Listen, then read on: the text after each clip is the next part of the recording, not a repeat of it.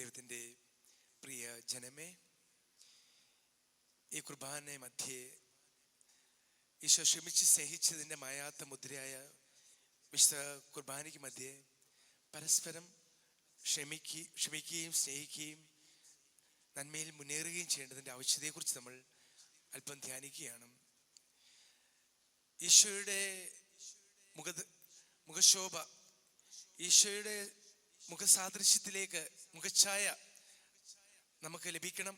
അതാണ് നവീകരണത്തിൻ്റെ ലക്ഷ്യം, അർത്ഥമെന്ന് നമ്മൾ ധ്യാനിച്ചുകൊണ്ടിരിക്കുകയാണ്. ഈശോയെ പോലെ ആയിത്തീരുക, ഈശോയെ പോലെ സ്നേഹിക്കുക, ഈശോയെ പോലെ വിശുദ്ധിയിൽ ജീവിക്കുക, ഈശോയെ പോലെ ക്ഷമിക്കുക. മൂന്നാമത്തെ, യേശുവിൻ്റെ മുഖഛായ പ്രാപിക്കുവാനുള്ള 2 കാര്യങ്ങൾ നമ്മൾ ധ്യാനിച്ചു. ഒന്ന്, ഈശോയെ പോലെ സ്നേഹിക്കുക, പിതാവിനെ എപ്രകാരം അവൻ അനുസരിച്ചുകൊണ്ട് പിതാവിൻ്റെ ഇഷ്ടങ്ങൾക്ക് അനുസരിച്ച് അവൻ ജീവിച്ചുവോ അപ്രകാരം നമ്മളും ജീവിക്കുക. 2, പാപമില്ലാതെ ഈശോ എപ്രകാരം ജീവിച്ചുവോ അപ്രകാരം നമ്മൾ ജീവിക്കുമ്പോൾ ഈശോ നമ്മുടെ ഉള്ളിലേക്ക് വന്ന് നമ്മുടെ ഉള്ളിൽ ഈശോ ജീവിക്കുമ്പോൾ നമ്മൾ ക്രിസ്തീയ ജീവിതം നമ്മിൽ തുടങ്ങും. 2, അങ്ങനെ പാപമില്ലാത്ത ജീവിതം. മൂന്നാമത്തെ, ക്രിസ്തുവിനെ മുഖഛായ പ്രാപിക്കുന്നതിൻ്റെ മൂന്നാമത്തെ, നമ്മുടെ നവീകരണത്തിൻ്റെ മൂന്നാമത്തെ കാര്യമാണ് പരസ്പരം ഈശോ ക്ഷമിച്ചതുപോലെ ക്ഷമിക്കുക. വളരെ നിർണായകമായൊരു കാര്യമാണിത്. ക്രിസ്ത്യാനിറ്റിയുടെ മർമ്മം അവിടെയാണ് നിലകൊള്ളുന്നത്. മറ്റ് മതങ്ങളിൽ നിന്നെല്ലാം വേറിട്ട് നമ്മുടെ മതത്തെ നിർത്തുന്നത് ഈ ശത്രുവിനോടുള്ള ക്രിസ്തുവിൻ്റെ നിലപാട്, ക്രിസ്ത്യാനിയുടെ നിലപാടാണ്. പ്രിയമക്കൾ, അതുകൊണ്ട് വളരെ ഗൗരവത്തോടെ ക്രിസ്തുവിലേക്ക് രൂപാന്തരം പ്രാപിക്കണം, ക്രിസ്തുവിൻ്റെ മുഖഛായ പ്രാപിക്കണം എന്ന ആഗ്രഹമുണ്ടെങ്കിൽ നിങ്ങൾ ഇക്കാര്യത്തിൽ ഒരു വിട്ടുവീഴ്ചയും ചെയ്യരുത്. നമ്മൾ ക്ഷമിച്ചില്ലെങ്കിൽ ആർക്കാണ് നഷ്ടം? നമ്മളെ പീഡിപ്പിക്കുന്നവരോട് നമ്മൾ ക്ഷമിച്ചില്ലെങ്കിൽ ആർക്കാണ് നഷ്ടം? കുറെ തീക്കനൽ, ചുട്ടുപൊള്ളുന്ന തക്കാളിപ്പഴം പോലുള്ള കുറച്ച് തീക്കനൽ വാരി നമ്മുടെ ചുണ്ടത്തേക്ക്, നമ്മുടെ കീശയിലേക്ക് ഇട്ട് കഴിഞ്ഞാൽ അത് ആർക്കാണ് നഷ്ടം വരുത്തുക? അത് നമ്മളെ പൊള്ളിക്കും, മുറിവുകൾ ഉണ്ടാക്കും, മുറിപ്പാടുകൾ ഉണ്ടാക്കും, ഒരിക്കലും മാറാത്ത വടുക്കുകൾ സൃഷ്ടിക്കും. സമാനമാണ് ശത്രുതയും വെറുപ്പും വിദ്വേഷവും പ്രതികാര ചിന്തയും നീരസവും എല്ലാം. അത് നമുക്കാണ് നഷ്ടം വരുത്തുന്നത്. അത് നമ്മുടെ ഉള്ളിൽ മുറിവുകൾ തീർക്കും. പ്രിയപ്പെട്ടവരെ, ക്ഷമിച്ചില്ല എങ്കിൽ ഉണ്ടാകുന്ന നഷ്ടത്തെക്കുറിച്ച് ബൈബിൾ കൃത്യമായിട്ട് നമ്മെ പഠിപ്പിക്കുന്നുണ്ട്. ഏതാണ്ട് 16 നഷ്ടങ്ങൾ ബൈബിൾ പറയുന്നുണ്ട്. 16 നഷ്ടങ്ങൾ. ഞാൻ എല്ലാം ഓർത്തിരിക്കുന്നില്ല, പ്രസംഗത്തിന് കുറിപ്പ് എടുത്തിട്ടില്ല. 16 നഷ്ടങ്ങൾ ബൈബിൾ പറയുന്നുണ്ട്. ഇപ്പോൾ നമ്മൾ വായിച്ചു കേട്ടു. ദൈവത്തിന്റെ മകനും മകളുമാകണമെങ്കിൽ, ദൈവത്തിന്റെ മകനും മകളെന്ന് വിളിക്കപ്പെടണമെങ്കിൽ നമ്മൾ ക്ഷമിക്കണം. നമ്മുടെ പ്രാർത്ഥന കേൾക്കണമെങ്കിൽ നമ്മൾ ക്ഷമിക്കണം. നമ്മുടെ നിരവധിയായ പാപങ്ങൾ ക്ഷമിക്കപ്പെടണമെങ്കിൽ നമ്മൾ ക്ഷമിക്കണം. സാത്താനാൽ വഞ്ചിക്കപ്പെടാതിരിക്കണമെങ്കിൽ നമ്മൾ ക്ഷമിക്കണം. നീണ്ടുപോവുകയാണ്, നഷ്ടങ്ങളുടെ നിര നീണ്ടുപോവുകയാണ്. അതുകൊണ്ട് ക്ഷമിക്കേണ്ടത് നമ്മുടെ ആവശ്യമാണ്. ക്ഷമിച്ചില്ലെങ്കിൽ നമുക്കാണ് നഷ്ടം. എന്താണ് നഷ്ടം? ദൈവത്തെ നഷ്ടപ്പെടും. കാരണം ദൈവം സ്നേഹമാണ്. സ്നേഹിക്കുന്നവരുടെ ഉള്ളത്തിൽ മാത്രമേ ദൈവം വസിക്കുന്നുള്ളൂ. നമ്മളുടെ ഉള്ളിലേക്ക് വെറുപ്പ് വന്നു കഴിഞ്ഞാല്, ശത്രുത വന്നു കഴിഞ്ഞാല്, പ്രതികാര ചിന്ത വന്നു കഴിഞ്ഞാൽ നമ്മുടെ ഉള്ളിലെ വാസം ദൈവത്തിന്റെ ശത്രുവായ ആ പുരാതന സർപ്പമായി മാറും. നമ്മുടെ ഉള്ളിൽ സാത്താൻ പ്രവേശിക്കും. സാത്താൻ നമ്മളെ വഞ്ചിക്കും, നമ്മളെ കബളിപ്പിക്കും. പ്രിയമക്കൾ, അതുകൊണ്ട് ക്ഷമിക്കേണ്ടത് നമ്മുടെ ആവശ്യമാണ്. ക്ഷമിച്ചതുകൊണ്ട്, വിട്ടുവീഴ്ച ചെയ്തുകൊണ്ട്, പോട്ടെ എന്ന് വെച്ചതുകൊണ്ട് ജീവിതം ഭാഗ്യപൂർണമായ, അനുഗ്രഹപൂർണമായ എത്രയോ ജീവിതങ്ങളുടെ കഥകൾ നമുക്കറിയാം. എന്നാൽ ക്ഷമിക്കാത്തതിന്റെ പേരിൽ ജീവിതം മുഴുവൻ ദുസ്സഹമായ അനുഭവമാക്കി തീർത്തവരുടെ കഥകളും നമുക്കറിയാം. പ്രിയപ്പെട്ടവരെ, എനിക്ക് ഇടവക ജീവിതത്തിൽ ആരോടെങ്കിലും നീരസമോ വിഷമോ പ്രയാസമോ അനുഭവപ്പെട്ടാൽ ഞാൻ എന്ത് വില കൊടുത്തും, എന്ത് നാണം കെട്ടും, ഞാൻ മാപ്പപേക്ഷിക്കും, മുട്ടുകുത്തും, പാദങ്ങളിൽ ചുംബിക്കും. കാരണം എനിക്കറിയാം, ക്ഷമിച്ചില്ലെങ്കിൽ എനിക്കാണ് നഷ്ടം. ഞാനൊരു ഇടവകയിൽ നിങ്ങൾക്കറിയാം, ഞാൻ വളരെ വൈകിയാണ് ദൈവവിളി സ്വീകരിച്ചത്. വളരെ ലേറ്റായിട്ടാണ് ദൈവവിളി സ്വീകരിച്ചത്. അതുകൊണ്ട് എനിക്ക് ഒരിക്കലും ആഗ്രഹിക്കാത്ത, കിട്ടാത്ത ഈ പദവി, അച്ഛൻ എന്ന ഈ സ്ഥാനം അത് ലഭിച്ചപ്പോൾ എനിക്ക് വലിയൊരു പുതുക്രിസ്ത്യാനിയുടെ ഉത്സാഹം, ഉണർവ്, വലിയ ആവേശത്തോടെ ഞാൻ ശുശ്രൂഷ ചെയ്യുകയാണ്. ഈ കാലഘട്ടം പോലെയല്ല ആദ്യ കാലങ്ങളിൽ പൗരോഹിത്യ ജീവിതം നയിച്ചത്. തീവ്രമായ ജീവിതമാണ് പ്രിയപ്പെട്ടവരെ. എൻ്റെ ജീവിത ശൈലികൾ, ഞാൻ ഇരുന്ന ഇടവകയിലെ അവിടുത്തെ സിസ്റ്റർമാർക്ക് അത് ഇഷ്ടപ്പെട്ടില്ല. ഞാൻ രാവിലെ കുർബാന ചെല്ലും, എന്തെങ്കിലും ഭക്ഷിക്കും, ഉടനെ ദൈവമക്കളുടെ ഇടയിലേക്ക് ശുശ്രൂഷയ്ക്കായി കടന്നു പോകും. പലയിടങ്ങളിൽ പാവപ്പെട്ട മക്കൾക്ക് വീട് പണിതുകൊണ്ടിരിക്കുകയാണ്, ഒരു കുരിശുപള്ളി പണിയാണ്, ഒരു ചെറിയ പരിഷ്കാല പണിയാണ്. തീവ്രമായ ശുശ്രൂഷകളിലാണ്. പ്രിയ ദൈവമക്കളെ, സിസ്റ്റർമാർ പറഞ്ഞു, അച്ഛന് വൃത്തിയില്ല, അച്ഛൻ പണിസ്ഥലത്ത് നിന്ന് വന്നിട്ട് കുളിക്കാതെ കുർബാന ചെല്ലുന്നു, അച്ഛനോട് കുർബാന വാങ്ങി സ്വീകരിക്കാൻ പോലും അറപ്പ് തോന്നുന്നു പറഞ്ഞു. പതുക്കെ അകലിച്ചകൾ വർദ്ധിക്കുകയാണ്. ആഗസ്റ്റ് 15 വന്നു. ഞാൻ മദറിനോട് പറഞ്ഞു, മദറെ, മാതാവിൻ്റെ തിരുസ്വരൂപം അലങ്കരിക്കണം, ഞാൻ 4 മണിക്കാണ് കുർബാന, തിരുസ്വരൂപം അലങ്കരിച്ച് വെച്ചേക്കണം, ഞാൻ പണികൾക്ക് വേണ്ടി പോവാണ്, ശുശ്രൂഷകൾ ഉണ്ടെന്ന് പറഞ്ഞു. തിരിച്ചു വന്നപ്പോൾ ഒരു പൂ പോലും, ഒരു കൊച്ചു പൂ പോലും വെച്ചിട്ടില്ല. എന്നോടുള്ള ഇഷ്ടക്കേട് കാണിച്ചു. ഞാൻ മദറിനെ ഫോണിൽ വിളിച്ച് പറഞ്ഞു, ഇതെന്ത് പണിയാ കാണിച്ചേ? പ്രിയപ്പെട്ടവരെ, കടുപ്പിച്ച് 2 വാക്കും കൊണ്ട് പറഞ്ഞു. ഒരിക്കലും പറയാൻ പാടില്ല, ക്ഷമിക്കേണ്ടതാണ്. അത് കഴിഞ്ഞ് കുർബാന ചൊല്ലി, കുർബാന കഴിഞ്ഞ് എല്ലാവരും ആഗസ്റ്റ് 15 പതാക വണങ്ങാനായിട്ട് കൊടിമരത്തിന് ചൂടി നിൽക്കുകയാണ്. ഞാൻ ഈ വഴക്ക് പറഞ്ഞതിന്റെ ദേഷ്യത്തിന് ഈ ആളുകൾ ഇങ്ങനെ നിലനിൽക്കുന്നതിനിടയിൽ കൂടെ മദർ ചവിട്ടി തേച്ച് അങ്ങ് കടന്നുപോയി. ഞാൻ വീണ്ടും ഫോൺ എടുത്ത് വിളിച്ചു, രണ്ടെണ്ണം കൂടി കടുപ്പിച്ചങ്ങ് പറഞ്ഞു. ഉടനെ ഫോൺ വിളിച്ചു, പിതാവിനെ ഫോൺ വിളിച്ചു. പിതാവ് ഭാഗ്യം കൊണ്ട് പിതാവ് അമേരിക്കയിലാണ്. ഉടനെ പിതാവിനെ കിട്ടാതെ ജനറാളച്ചനെ വിളിച്ചു. ജനറാളച്ചനെ കേട്ട് വളരെ വിഷമമായി. അച്ഛൻ ഞങ്ങളെ അപമാനിച്ചു, ആക്ഷേപിച്ചു, ചീത്ത വിളിച്ചു. പ്രിയപ്പെട്ടവരെ, അച്ഛൻ രാവിലെ തന്നെ യാത്ര ചെയ്ത് വൈകുന്നേരം ആയപ്പോഴത്തേക്കും എൻ്റെ ഇടവയിൽ വന്നു. ഞാനും അച്ഛനും കൂടി എന്നെ അച്ഛൻ കൂട്ടിക്കൊണ്ട് കോൺവെന്റിലേക്ക് ചെന്നു. 6 സിസ്റ്റർമാരാണ് അവിടെ. സ്വീകരണ മുറിയിൽ 6 പേരും വന്നു. അവരെ കണ്ട ഉടനെ ഞാൻ അവരുടെ മുന്നിൽ മുട്ടുകുത്തി, മദറിന്റെ കാലുകളിൽ ചുംബിച്ചു, 2-3 പേരുടെ കാലിൽ ചുംബിച്ചു, നിലത്ത് ചുംബിച്ചുകൊണ്ട് മാപ്പപേക്ഷിച്ചു. എന്നോട് പൊറുക്കണം, എനിക്ക് മാപ്പ് തരണം എന്ന് പറഞ്ഞു. എൻ്റെ കണ്ണ് നിറഞ്ഞൊഴുകാൻ തുടങ്ങി. തിരിച്ച് പള്ളിമുറിയിലേക്ക് പോകുമ്പോൾ ജനറലച്ഛൻ എനിക്ക് പിതാവിനെ പോലെയാണ്. ഓരോ പ്രാവശ്യം കാണുമ്പോഴും പാദങ്ങൾ ചുംബിക്കുന്ന, ഞാൻ അത്രമാത്രം സ്നേഹിക്കുന്ന എൻ്റെ അച്ഛനാണ്. മൈനർ സെമിനാരിൽ എൻ്റെ റെക്ടർ അച്ഛനാണ്. അച്ഛൻ എന്നോട് പറഞ്ഞു, എന്നെ സെബാസ്റ്റ്യാന്ന് പോലും വിളിക്കാറില്ല, സ്നേഹം കൊണ്ട് സെബാനെ എന്നാണ് വിളിക്കുന്നത്. സെബാനെ എന്ന് വിളിച്ച്, നീ അങ്ങനെ ചെയ്യണ്ടായിരുന്നു, എനിക്ക് വലിയ വിഷമമായി പോയി നീ അങ്ങനെ ചെയ്തപ്പോൾ. അച്ഛാ, ഞാൻ അങ്ങനെ ചെയ്തില്ലെങ്കിൽ ആർക്കാണ് നഷ്ടം? എൻ്റെ ദൈവത്തെ എനിക്ക് നഷ്ടപ്പെടും, എൻ്റെ സഹോദരിമാരെ എനിക്ക് നഷ്ടപ്പെടും, എനിക്ക് തന്നെ എന്നെ നഷ്ടപ്പെടും. എൻ്റെ ഉള്ളിൽ സാത്താൻ കയറിക്കൂടും, ഞാനല്ലാതായി മാറും. ഞാൻ എന്ത് വില കൊടുത്തും മാപ്പപേക്ഷിച്ചേ പറ്റൂ. പ്രിയപ്പെട്ടവരെ, ക്ഷമിച്ചില്ല എങ്കിൽ നമുക്കാണ് നഷ്ടം.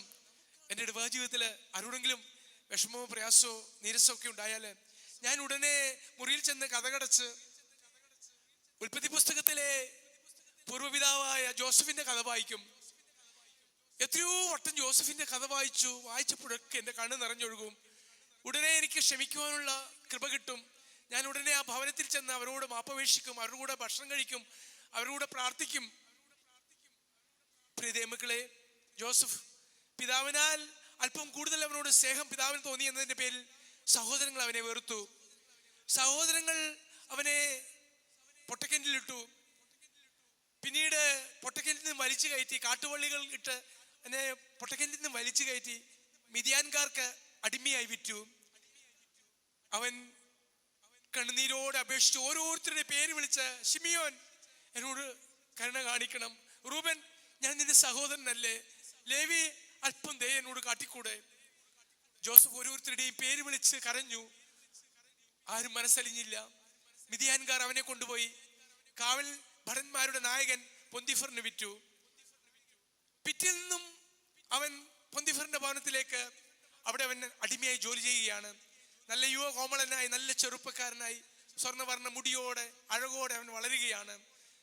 പൊന്തിഫറിന് അവനെ ഒരുപാട് ഇഷ്ടമാണ്, എല്ലാ കാര്യങ്ങളിലും അവനെ നിയമിച്ചു.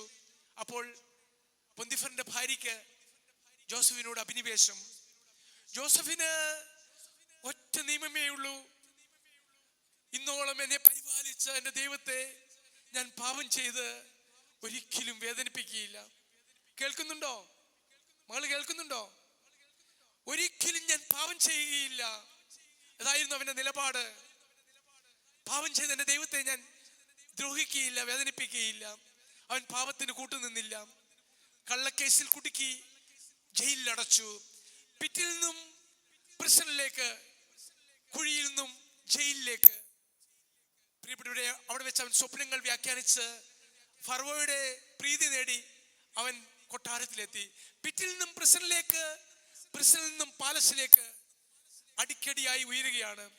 പാപം ചെയ്യാത്ത, ഒരിക്കലും പാപം ചെയ്ത് ദൈവത്തെ വഞ്ചിക്കാത്ത ദൈവ പൈതലിനെ ദൈവം പടിപടിയായി ഉയർത്തുകയാണ്. പ്രിയപ്പെട്ടവരെ, അവിടെ അവൻ ഭക്ഷ്യ സിവിൽ സപ്ലൈസ് മന്ത്രിയായി, ഭക്ഷ്യകാര്യ മന്ത്രിയായി. ഫറവോയ്ക്ക് തൊട്ട് താഴെയായി അവന്റെ സ്ഥാനം. എല്ലാ അധികാരങ്ങളും വന്നു ചേർന്നു, വലിയ പ്രതാപത്തിലേക്ക് വന്നു ചേർന്നു. ഈ കാലഘട്ടത്തിൽ, ക്ഷാമ കാലഘട്ടത്ത്, അവന്റെ സഹോദരങ്ങൾ അവനെ തേടി വന്നു. അവനെയല്ല, അല്പം ധാന്യം ശേഖരിക്കുവാൻ വേണ്ടി ഈജിപ്തിൽ ധാരാളം ധാന്യങ്ങൾ ഉണ്ടെന്ന് അറിഞ്ഞുകൊണ്ട് ഈജിപ്തിലേക്ക് വന്നു. ജോസഫ് അവനെ കണ്ടു. ജോസഫിന് മനസ്സിലായി ഇത് ഞങ്ങളുടെ സഹോദരനാണെന്ന്, എൻ്റെ സഹോദരനാണെന്ന് അവന് മനസ്സിലായി. എന്നാൽ പ്രതാപവാനായ ജോസഫിനെ അവർക്ക് മനസ്സിലായില്ല. ജോസഫ് അവരെ കണ്ട സന്തോഷത്തിൽ കതകടച്ചു പോയിരുന്ന് കരഞ്ഞു. പിന്നീട് പുറത്തേക്ക് വന്ന് അവൻ അവരോട് പറഞ്ഞു, നിങ്ങൾ ഭയപ്പെടേണ്ട, ഞാൻ നിങ്ങളുടെ സഹോദരൻ ജോസഫാണ്. നിങ്ങൾ എന്നെ പൊട്ടക്കിണറ്റിലിട്ടത് കൊണ്ടോ, ആടുകളെ പോലെ വിറ്റത് കൊണ്ടോ, ജയിലിൽ അടച്ചത് കൊണ്ടോ ഒന്നുമല്ല ഞാൻ ഈജിപ്തിലേക്ക് വന്നത്. ഞാനും നമ്മുടെ പിതാവും നിങ്ങളും ക്ഷാമകാലത്ത് പട്ടിണി കിടന്ന് മരിക്കാതിരിക്കുവാൻ ദൈവമായ കർത്താവാണ് നിങ്ങളെ എനിക്ക് മുമ്പേ ഈജിപ്തിലേക്ക് അയച്ചത്. പ്രിയപ്പെട്ടവരെ, അവനെ പൊട്ടക്കിണറ്റിൽ എറിഞ്ഞതോ ജയിലിലടച്ചതോ ഒന്നും അവൻ സഹോദരങ്ങളെ കരം കാണുന്നില്ല, മറിച്ച് ദൈവത്തിന്റെ കരം കാണുകയാണ്. അവനൊരു കുഞ്ഞു പിറന്നു. ആ കുഞ്ഞിന് അവൻ പേരിട്ടു മനാസെ. എന്റെ കഷ്ടതകൾ മറക്കുവാൻ ദൈവം അനുവദിച്ചു എന്നർത്ഥമുള്ള മനാസെ. അവന് രണ്ടാമതൊരു കുഞ്ഞുകൂടി പിറന്നു. എന്റെ ദാരിദ്ര്യത്തിൽ എനിക്ക് സമൃദ്ധി നൽകി എന്ന അർത്ഥമുള്ള എഫ്രായിം എന്ന് അവന് പേരിട്ടു. പ്രിയമക്കളെ, നിങ്ങളെ ദ്രോഹിച്ചവരോട്, നിങ്ങളെ പീഡിപ്പിച്ചവരോട്, നിങ്ങളെ മുറിപ്പെടുത്തിയവരോട് ക്ഷമിക്കുവാനും മറക്കുവാനും ഒരുക്കമാണെങ്കിൽ നിങ്ങൾക്ക് ദൈവം സമൃദ്ധി നൽകും, ഐശ്വര്യം നൽകും. ദൈവത്തിന്റെ മകനും മകളുമായി നിങ്ങൾ മാറും. ക്ഷമിച്ചില്ല എങ്കിൽ നമുക്ക് തന്നെയാണ് വലിയ നഷ്ടം. നിങ്ങൾ വിശുദ്ധ മരിയ കുര്യത്തെ കുറിച്ച് കേട്ടു. കൊച്ചു മരിയ, അവള് അസുന്ദരിയുടെ പെൺമക്കളിൽ മൂത്തവൾ അവളായിരുന്നു. ഇളയങ്ങളെ പോറ്റിയത്, വളർത്തിയത്, നോക്കിയിരുന്നത് അവളാണ്. അമ്മ അസുന്ദ വയലിൽ ജോലി ചെയ്താണ് കുടുംബം പുലർത്തിയിരുന്നത്. വീടിനരികത്ത് അലക്സാണ്ടർ എന്ന് പറഞ്ഞ ചെറുപ്പക്കാരൻ മരിയുമായി കൂട്ടാണ്, വലിയ സുഹൃത്തുക്കളാണ്. പാവം ചെയ്യാൻ, സുന്ദരിയായ മരിയോട് പാവം ചെയ്യാൻ അലക്സാണ്ടർ ആവശ്യപ്പെട്ടു. അവൾ കൂട്ടാക്കിയില്ല. ജോസഫിനെ പോലെ തന്നെയായിരുന്നു അവളും. അവൾക്ക് ഒരു ജീവിത നിലപാടുണ്ടായിരുന്നു. ഒരിക്കലും പാവം ചെയ്ത് എൻ്റെ ഈശോയെ ഞാൻ വേദനിപ്പിക്കുകയില്ല, ഒരിക്കലും പാവം ചെയ്ത് എൻ്റെ ഈശോയെ ഞാൻ ദുഃഖത്തിൽ ആഴ്ത്തുകയില്ല. അലക്സാണ്ടറിനോട് പറഞ്ഞു, അലക്സാണ്ടറെ, ഈശോയ്ക്ക് പാപം ചെയ്യുന്നത് ഇഷ്ടമല്ല, ഈശോ പാപത്തെ വെറുക്കുന്നു. ഞാൻ പാപത്തിന് ഒരിക്കലും കൂട്ടുനിൽക്കുകയില്ല. 16 പ്രാവശ്യം നീ കീഴടങ്ങിയിൽ കൊല്ലുമെന്ന് പറഞ്ഞു.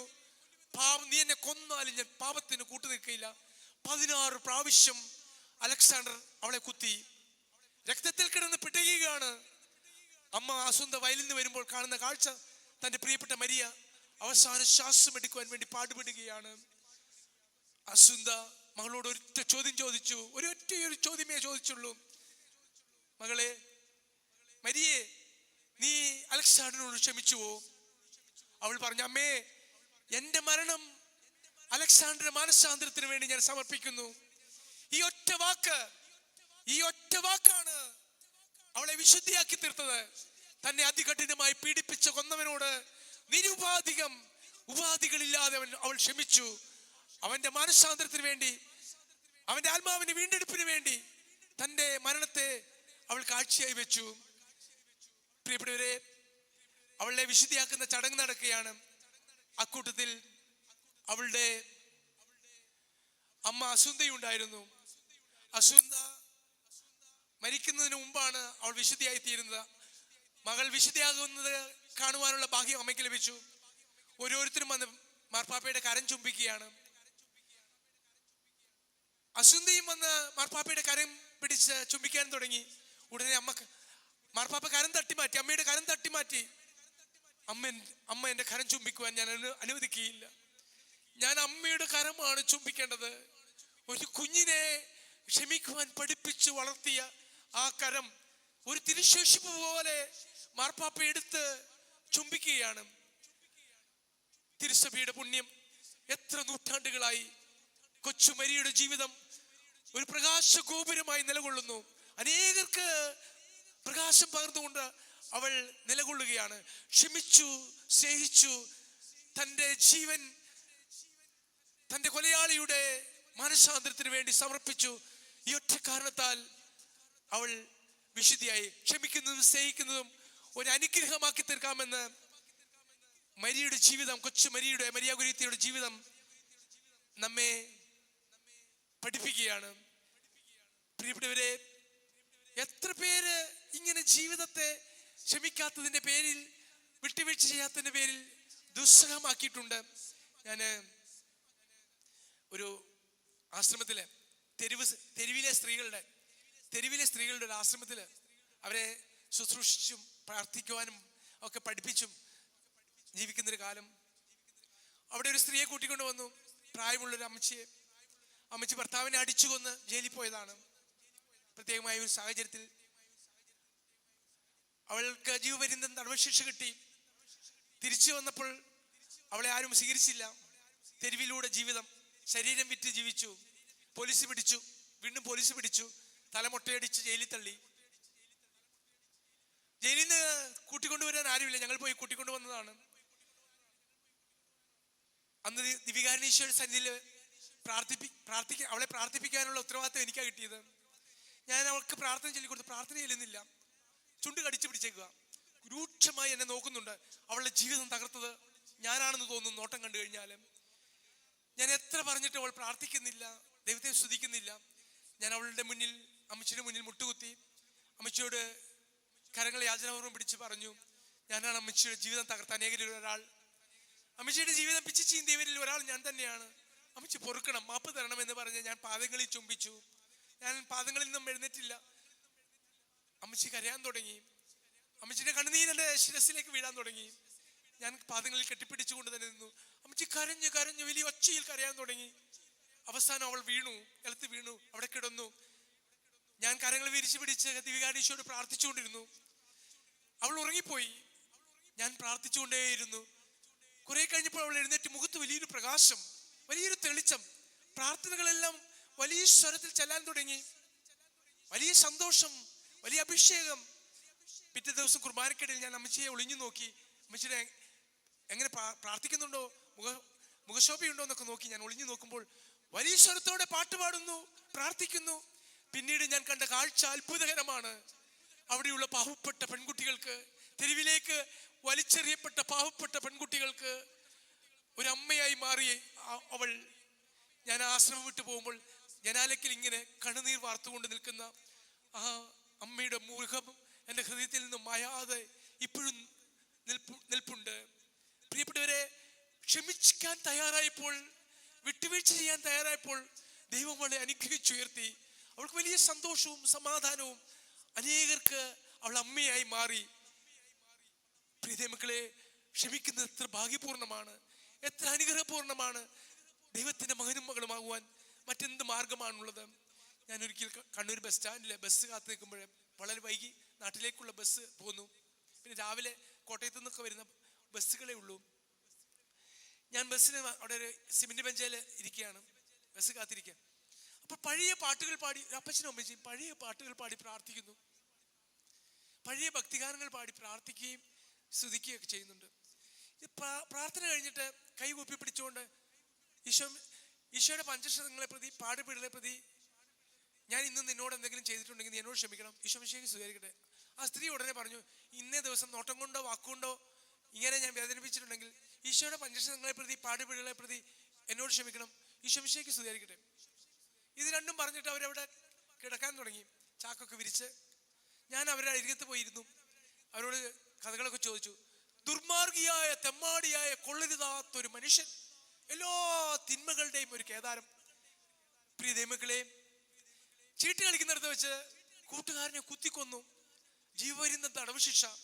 തടവ് ശിക്ഷയ്ക്ക് ശേഷം പുറത്തിറങ്ങിയിട്ട് ഭാര്യയും മക്കളെ ഒന്നും അന്വേഷിച്ചില്ല. ഭാര്യ എവിടെയോ ജോലിക്ക് നിൽപ്പുണ്ട്, മക്കള് കർണാടകയ്ക്ക് പോയി എന്ന് കേട്ടു, അന്വേഷിക്കാനൊന്നും പോയില്ല. വൃത്തികെട്ട ജീവിതം, തെരുവിലെ ജീവിതം തുടർന്നു. പിടിച്ചുപറി, പോക്കറ്റടി, മാല പൊട്ടിക്കല്, മദ്യപാനം, ചൂതുകളി, എല്ലാ തിന്മകളിലും മുഴുകി ജീവിച്ചു. ഒരു ദിവസം ആൾക്കാരിങ്ങനെ പോകുന്നു. എങ്ങോട്ടാ പോകുന്നേ? ബൈബിൾ കൺവെൻഷൻ ഉണ്ട്, അങ്ങോട്ട് പോകാന്ന് പറഞ്ഞു. ഇയാള് കരുതി ഏതെങ്കിലും വിധത്തില് പിള്ളേരുടെ മാല പൊട്ടിക്കാം, പോക്കറ്റ് അടിക്കാമെന്ന് കരുതി കൺവെൻഷൻ അങ്ങേരും പോയി. കവാടത്തിലെത്തിയപ്പോൾ അച്ഛൻ പ്രസംഗിച്ചുകൊണ്ടിരിക്കുകയാണ്. ഞാൻ നിനക്ക് സ്നേഹിക്കാൻ തന്ന നിന്റെ ഭാര്യയും മക്കളും എവിടെ? കേട്ട് ഞെട്ടിപ്പോയി. തന്നോടാണ് ഇത് ചോദിക്കുന്നതെന്ന് പെട്ടെന്ന് പാറകളെ തകർക്കുന്ന കൂടമായി ദൈവത്തിന്റെ വചനം അയാളെ തൊട്ടു. പിടിച്ചു നിൽക്കാൻ പറ്റുന്നില്ല, വചനം അയാളെ തകർത്ത് കളഞ്ഞു. പ്രിയപ്പെട്ടവരെ, ഓട്ടം തുടങ്ങി. എന്റെ ഭാര്യ എവിടെ? മക്കളെവിടെ? ഭാര്യ ഒരു സർക്കാർ ഉദ്യോഗസ്ഥന് വീട്ടിലുണ്ടെന്ന് അറിഞ്ഞു. വീട് തേടി കണ്ടുപിടിച്ച് വീടിന്റെ മുറ്റത്ത് നിൽപ്പായി. കുറെ കഴിഞ്ഞപ്പോൾ ഭാര്യ പുറത്തേക്ക് ഇറങ്ങി വന്നു. പ്രായമായിരിക്കുന്നു. അവളെ കണ്ട ഉടനെ കാലുകളിൽ കെട്ടിപ്പിടിച്ച് മാപ്പപേക്ഷിച്ചു. നിന്റെ ജീവിതം ഞാൻ തകർത്തു, നിന്റെ കുഞ്ഞുങ്ങളെ ഞാൻ അനാഥമാക്കി, നീ എന്നോട് പൊറുക്കണം, നീ എനിക്ക് മാപ്പ് തരണം. കാലുകളിലേക്ക് കെട്ടിപ്പിടിച്ച് കരയാൻ തുടങ്ങി. ആ സ്ത്രീ പറഞ്ഞു, ഒരിക്കലും ക്ഷമിക്കില്ല എന്ന് ഞാൻ തീരുമാനിച്ചതാണ്. പക്ഷെ ഇദ്ദേഹം എന്നോട് മാപ്പപേക്ഷിച്ചപ്പോൾ ഞാൻ അറിയാതെ അങ്ങ് ക്ഷമിച്ചുപോയി. പ്രിയപ്പെട്ടവർ, അന്ന് കൈപിടിച്ച് അവിടുന്ന് ഇറങ്ങി. രണ്ടുപേരും എന്തെങ്കിലും ചോദിച്ചു വാങ്ങും, ആരോടെങ്കിലുമൊക്കെ എന്തെങ്കിലും ചോദിച്ചു വാങ്ങും, ഭക്ഷിക്കും. അടുത്ത പള്ളിയിൽ എവിടെയെങ്കിലും കിടന്നുറങ്ങും. രാവിലെ എഴുന്നേറ്റ് പള്ളിയിൽ പോകും, കുർബാന സ്വീകരിക്കും. ആ മനുഷ്യൻ എന്നോട് പറയാം, പക്ഷെ എനിക്കിനി ഒറ്റ ആഗ്രഹമേ ഉള്ളൂ. എന്താ? ഇവള് മരിക്കാൻ നേരം അച്ഛന്മാരെ എല്ലാം കൊണ്ടുവന്ന് പെട്ടിയൊക്കെ മേടിച്ച് നല്ല പാട്ടൊക്കെ പാടി ഇവളെ അടക്കിയിട്ട് വേണം എനിക്ക് മരിക്കാൻ. അപ്പൊ ആ സ്ത്രീ പറഞ്ഞു, അങ്ങനെയല്ല അച്ഛ, ജയിലിലൊക്കെ കിടന്നതാണ്, നരകയാതന അനുഭവിച്ചതാണ്. ഇങ്ങേര് മരിക്കാൻ നേരം അച്ഛന്മാരെ എല്ലാം കൊണ്ടുവന്ന് കുദാശയെല്ലാം കൊടുത്ത് നല്ല പെട്ടിയൊക്കെ മേടിച്ച് പാട്ടൊക്കെ പാടി ഇങ്ങേരെ അടക്കിയിട്ട് വേണം എനിക്ക് മരിക്കാൻ, സമാധാനത്തോടെ മരിക്കാൻ. ഞാൻ പോകാൻ തുടങ്ങുമ്പോൾ ആ മനുഷ്യനൊരു കാര്യം പറഞ്ഞു എന്നോട്, ഇങ്ങനെയൊരു ജീവിതമുണ്ടെന്ന് അറിയുവാൻ ഒരുപാട് വൈകിപ്പോയി, വെറുതെ പാഴാക്കി കളഞ്ഞു, ഒരായുസ് വെറുതെ നഷ്ടപ്പെടുത്തി കളഞ്ഞു. സ്നേഹിച്ചും സ്നേഹിക്കപ്പെട്ടും മക്കളെയും ജീവിത പങ്കാളിയെയും കുഞ്ഞുങ്ങളെയും കൊച്ചുമക്കളെയും ഒക്കെ സ്നേഹിച്ചും സ്നേഹിക്കപ്പെട്ടും ജീവിക്കേണ്ട ഒരു ജീവിതം വെറുപ്പിലും വൈരാഗ്യത്തിലും ശത്രുതയിലും പകയിലും അശുദ്ധിയിലും അവിധ വീഴ്ചകളിലും വെറുതെ ആയുസ് നഷ്ടപ്പെടുത്തി കളഞ്ഞു. എത്ര ജീവിതങ്ങളാണ് മോഹനമായ ജീവിതം. എത്ര സുന്ദരമാണ് ദൈവം നമുക്ക് നൽകിയ ജീവിതം. അതെന്തിനു വെറുതെ നമ്മൾ ഇങ്ങനെ പാഴാക്കി കളയണം, വെറുതെ നഷ്ടപ്പെടുത്തി കളയണം? പ്രിയ ദൈവമക്കളെ, ഞാൻ അടുത്ത നാളിൽ ഒരു പുസ്തകത്തിലെ ഒരു മനോഹരമായ ഹൃദയസ്പർശിയായ ഒരു കാര്യം വായിച്ചു. ഒരു കോടതി മുറിയില് വിചാരണ നടക്കുകയാണ്.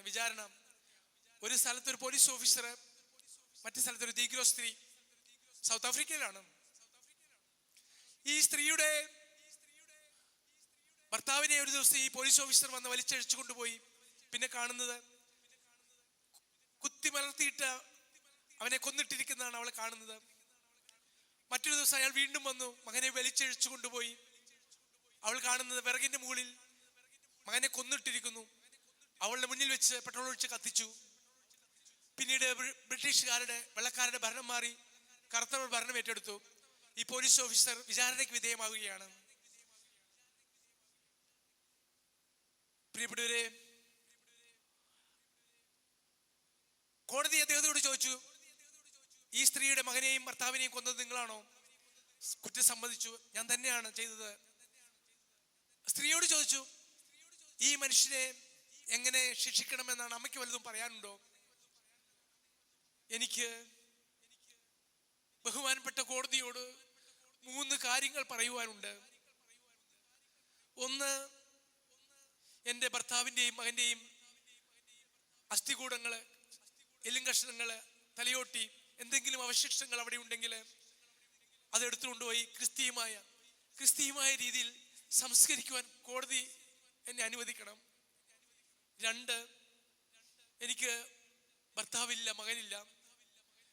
ഈ പോലീസ് ഓഫീസർ എന്റെ മകനായിട്ട് എൻ്റെ ഭവനത്തിൽ വരണം. മാസത്തിൽ 2 പ്രാവശ്യമെങ്കിലും എൻ്റെ ഭവനത്തിൽ വരണം. എൻ്റെ മകനായി ജീവിക്കണം. 1 പ്രാവശ്യം എൻ്റെ കൂടെ താമസിക്കണം. ഈ വൃദ്ധയായ നീഗ്രോ സ്ത്രീ പറയുകയാണ്, എനിക്ക് മകനില്ല, അതുകൊണ്ട് എൻ്റെ മകനായി അദ്ദേഹം മാറണം. 3, ബഹുമാനപ്പെട്ട കോടതി മറുഭാഗത്തെത്തി അദ്ദേഹത്തെ ആശ്ലേഷിക്കുവാൻ, ചുംബിക്കുവാനും എന്നെ അനുവദിക്കണം. കോടതി സ്തംഭിച്ചു പോയി. എല്ലാവരും കണ്ണുനീർ വാർക്കുകയാണ്.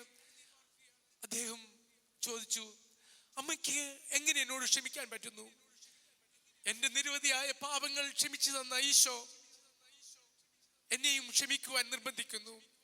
എന്നിൽ അവശേഷിക്കുന്ന സ്നേഹം, ക്രിസ്തുവിന്റെ സ്നേഹം നിന്നോട് ക്ഷമിക്കുവാൻ എന്നെ നിർബന്ധിക്കുന്നു. ഇനിയും എന്നിൽ ക്രിസ്തുവിന്റെ സ്നേഹം ബാക്കിയുണ്ടെന്ന് നീ അറിയണം. പ്രിയപ്പെട്ടവരെ, ഈ സ്നേഹം കൊണ്ട് നിറയണമെന്ന് നിനക്ക് ആഗ്രഹമുണ്ടോ? ഇല്ലെങ്കിൽ വലിയ നഷ്ടമാണ്. ദൈവത്തെ നഷ്ടപ്പെടും, സഹോദരങ്ങളെ നഷ്ടപ്പെടും, നമ്മെ തന്നെ നമുക്ക് നഷ്ടപ്പെട്ടു പോകും. നമ്മൾ ആരെ വെറുക്കുന്നുവോ അവർക്കും നഷ്ടം, നമുക്കും നഷ്ടം. എങ്ങനെ ക്ഷമിക്കണം? ഈശോ ക്ഷമിച്ചതുപോലെ ക്ഷമിക്കണം. പ്രാർത്ഥിച്ചുകൊണ്ട് അവൻ ക്ഷമിച്ചു, അനുഗ്രഹിച്ചുകൊണ്ട് ഈശോ ക്ഷമിച്ചു, നന്മ ചെയ്തുകൊണ്ട് അവൻ ക്ഷമിച്ചു. തന്നെ കുത്തിയവനോട്, അവന്റെ കുത്തിയവന്റെ കണ്ണിലേക്ക്, കാഴ്ചയില്ലാത്ത കണ്ണിലേക്ക് രക്തവും വെള്ളവും വീഴ്ത്തി ഈശോ അവന് കാഴ്ച കൊടുത്തു. നന്മ ചെയ്തുകൊണ്ട് ക്ഷമിച്ചു. നീ ഒരുക്കമാണോ? നിനക്ക് ഉറക്കമില്ലാത്ത രാത്രികൾ നൽകിയവർ, രുചിയില്ലാത്ത അത്താഴങ്ങൾ നൽകിയവർ, നിന്റെ കൗമാര സ്വപ്നങ്ങൾ തകർത്തവർ, നിന്റെ കുടുംബജീവിതത്തിന്റെ സ്വപ്നങ്ങൾ തകർത്തവർ, നിന്റെ ഭാവി ജീവിതത്തിന്റെ സ്വപ്നങ്ങൾ തല്ലിക്കെടുത്തിയവർ, അവരോട് ഈശോ ക്ഷമിച്ചതുപോലെ പ്രാർത്ഥിച്ചുകൊണ്ട് ക്ഷമിക്കുവാൻ നീ ഒരുക്കമാണോ? അവരെ അനുഗ്രഹിച്ചുകൊണ്ട് ക്ഷമിക്കുവാൻ നീ ഒരുക്കമാണോ? അവർക്ക് വേണ്ടി നന്മ ചെയ്തുകൊണ്ട് ക്ഷമിക്കുവാൻ നീ ഒരുക്കമാണോ? അങ്ങനെയെങ്കിൽ നിന്റെ ശിഷ്ടായുസ് ഭാഗ്യപൂർണമാകും, അനുഗ്രഹപൂർണമാകും. പ്രിയപ്പെട്ടവരെ, ക്ഷമിക്കുന്നതിന്റെ പേരിൽ, വിട്ടുവീഴ്ച ചെയ്യുന്നതിന്റെ പേരിൽ, പോട്ടെ എന്ന് വെക്കുന്നതിന്റെ പേരിൽ നിനക്കുണ്ടാകുന്ന നഷ്ടം 100 മടങ്ങായി ദൈവമായ കർത്താവ് നിനക്ക് തിരിച്ചു നൽകും. ഇത് സത്യം, സത്യം, സത്യം. ക്ഷമിക്കുന്നതിന്റെ പേരിൽ നിനക്കുണ്ടാകുന്ന നഷ്ടം ദൈവമായ കർത്താവ് നികത്തി തരും. ഈ വിശ്വാസവും ഉറപ്പും നമുക്കുണ്ടാവണം. തിരുവനന്തപുരം സൂവില് ഒരു പാമ്പിനെ കൊണ്ടുവന്നു. പാമ്പിനെ ക്ഷമിച്ചില്ലെങ്കിൽ ഉണ്ടാകുന്ന നഷ്ടം, അതിന്റെ ഭീകരത നിങ്ങൾ അറിയണം. അവിടെ ഒരു പാമ്പിനെ കൊണ്ടുവന്നു. ഇരട്ടത്തലയും പാമ്പ്, ഇരുതലമൂരിയല്ല, 2 തല, കൃത്യമായിട്ട് നാവ്, പല്ല് ഒക്കെയുള്ള 2 തലയുള്ള പാമ്പ്, കണ്ണ് എല്ലാം. പാമ്പിന് കണ്ണില്ലേ? ചെവിയില്ലാത്തല്ലേ? ഈ പാമ്പിനെ നോക്കാൻ തന്നെ ഒരു പണിക്കാരൻ, അതിനെ ശ്രദ്ധിക്കാൻ വേണ്ടിയിട്ട്. ഒരു ദിവസം ഈ പണിക്കാരൻ വരാൻ വൈകി. പാമ്പിന് വിശന്നു. അപ്പോൾ ഒരു തല മറ്റേ തലയെ വിശപ്പ് കാരണം ഒരു തല മറ്റേ തലയെ വിഴുങ്ങാൻ തുടങ്ങി. ഉടനെ ആരോ കണ്ട് ഓടി വന്ന് വടി കൊണ്ടൊക്കെ തട്ടി പിടിച്ചു. പക്ഷെ പാമ്പിന് പ്രതികാരം ഉണ്ടെന്നാണ്. ഈ വിഴുങ്ങപ്പെട്ട തലയ്ക്ക് വിഴുങ്ങിയ തലയോട് പ്രതികാരം. തക്ക സമയം പാർത്തിരിക്കുകയാണ്. ഈ വിഴുങ്ങപ്പെട്ട തല വിഴുങ്ങിയ തലയെ കൊത്തി. ആരും കാണാത്തപ്പോൾ കൊത്തി. കൊത്തുകൊണ്ട തലയിലൂടെ വിഷം, കൊത്തുകൊണ്ട തലയിലൂടെ വിഷം ഉടലിലൂടെ ഇറങ്ങി എവിടേക്കെത്തി? കൊത്തിയ തലയിലേക്കെത്തി. കൊത്തുകൊണ്ട തലയിൽ നിന്ന് വിഷം ഉടലിലൂടെ കൊത്തിയ തലയിലേക്കെത്തി. കൊത്തുകൊണ്ട തല ചത്തു, കൊത്തിയ തലയും ചത്തു, പാമ്പ് ചത്തു. പ്രതികാരം നമ്മെ നശിപ്പിക്കും. ആരോട് നമുക്ക് പ്രതികാരം തോന്നിയോ അവരെ നശിപ്പിക്കും. പ്രിയപ്പെട്ടവരെ, അതുകൊണ്ട് ക്ഷമിച്ചേ പറ്റൂ. നമുക്ക് ദൈവത്തെ വേണമെങ്കിൽ, ദൈവത്തിന്റെ മകനാകണമെങ്കിൽ, സാത്താനാൽ കബളിപ്പിക്കപ്പെട്ട ദുശ്ശീലങ്ങളിലേക്ക്, മദ്യപാനത്തിലേക്ക്, അവിഹിതമായ ബന്ധങ്ങളിലേക്ക്, കൂട്ടുകെട്ടുകളിലേക്കൊക്കെ തിരിയാതിരിക്കണമെങ്കിൽ നമ്മൾ ക്ഷമിച്ചേ പറ്റൂ. അനേകം കാര്യങ്ങൾ നിങ്ങളുമായി പങ്കുവെക്കണമെന്ന് ആഗ്രഹമുണ്ട്. സമയക്കുറവുകൊണ്ട് ഞാൻ അതിലേക്ക് പോകുന്നില്ല. എഴുന്നേറ്റ്.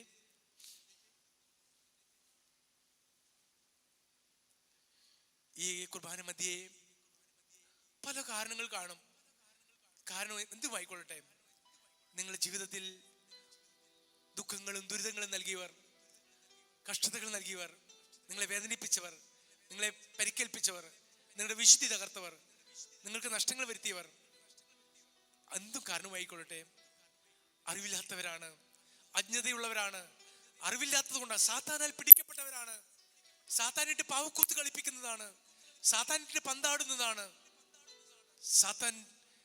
പ്രിയപ്പെട്ടവരെ, അതുകൊണ്ട് ഒരു കാരണവശാലും അറിവില്ലാത്തത് കൊണ്ടാണ്, സാത്താനാൽ പിടിക്കപ്പെട്ട് ജീവിക്കുന്നത് കൊണ്ടാണ് അങ്ങനെ സംഭവിക്കുന്നത്. അവർ നമ്മളെ പീഡിപ്പിക്കുന്നത് അറിഞ്ഞുകൊണ്ടല്ല, സാത്താൻ അവരെ കൊണ്ട് അങ്ങനെ ചെയ്യിപ്പിക്കുന്നതാണ്.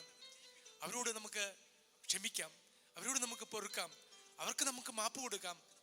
ആരുമായിക്കൊള്ളട്ടെ, അപ്പനായിരിക്കാം, അമ്മയായിരിക്കാം, അമ്മായിപ്പനായിരിക്കാം, അമ്മായിമ്മയായിരിക്കാം, ജീവിത പങ്കാളിയായിരിക്കാം, കുഞ്ഞുങ്ങളായിരിക്കാം, അയൽവക്കക്കാരായിരിക്കാം, അച്ഛന്മാരായിരിക്കാം, സിസ്റ്റർമാരായിരിക്കാം. കാര്യങ്ങൾ വരട്ടെ. ജീവിത വഴികളിൽ നിന്നെ വേദനിപ്പിച്ചിട്ടുള്ളവർ, നിന്നെ പീഡിപ്പിച്ചിട്ടുള്ളവർ, നിനക്ക് മുറിവുകളും ദുഃഖങ്ങളും ദുരിതങ്ങളും നൽകിയിട്ടുള്ളവർ, അവരെ കർത്താവിൻ്റെ കാസിയിലേക്കും പിലാസിലേക്കും കുരിശിൻ്റെ ചുവട്ടിലേക്ക് സമർപ്പിച്ചുകൊണ്ട്, കുരിശിൽ നിന്ന് ഒഴുകി വന്ന തിരുരക്തത്താൽ അവരെ കഴുകണമേ എന്ന് പ്രാർത്ഥിച്ചുകൊണ്ട്, യേശു കുരിശിൽ ക്ഷമിച്ചതുപോലെ, ക്രൂശിൽ യേശു ക്ഷമിച്ചതുപോലെ ഞങ്ങളോടും ക്ഷമിക്കണമേ എന്ന്. കർത്താവേ, ഞങ്ങൾ ക്ഷമിക്കുന്നു, ഞങ്ങൾ ഇതാ ക്ഷമിക്കുന്നു. നമുക്ക് ക്ഷമ സ്വീകരിക്കാം, ക്ഷമ നൽകുകയും ചെയ്യാം, ക്ഷമ നൽകുകയും ചെയ്യാം, ക്ഷമ കൊടുക്കുകയും ക്ഷമ സ്വീകരിക്കുകയും ചെയ്യാം. ഈ ബലിയിൽ നമുക്ക് അനുഗ്രഹപൂർണ്ണമായി പ്രാർത്ഥിക്കട്ടെ. സ്തുതിക്കട്ടെ, സ്തുതിക്കട്ടെ, സ്തുതിക്കട്ടെ. Hallelujah, hallelujah. യേശുവേ